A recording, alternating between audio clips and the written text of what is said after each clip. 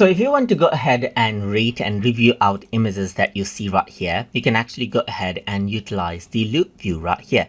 So once you go around over here onto the loop view, then what happens is that you will be able to see the picture full screen. So if I were to go around over here, this is what you have. So over here, you can see that there's the stars. So you can go ahead and set it out to stars right here, just like this. And then you can also go ahead and pick it up right here. Like let's say, for example, pick and reject right here is an option, as you can see. And this is what you have. And if I were to go ahead and pick it, you can see that this is what you have. Go around and reject it. You can see that it is marked as photo is rejected. So this is how you can do it.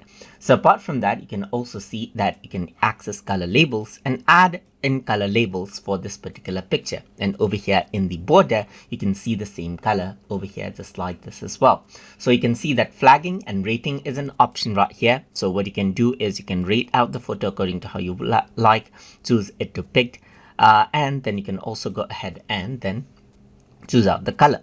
So similarly, you can go ahead, choose a color for the picture, rate it out, and let's say, for example, reject it out as well. So this is what you can do. You can pick it and you can reject it, as you can see right here, and they are flagged out. And similarly, you can choose the color right here. You can label the pictures out right here and see everything out. So if I were to go around over here, you can see the picture label right here, just like this, and you can see that this is blue, this is green, so much more of a visual difference, as you can see right here.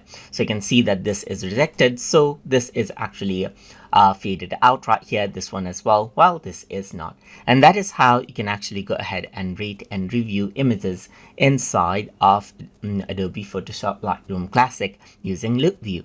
So I hope you guys learned something as always. And as always, please like, comment, share, and subscribe.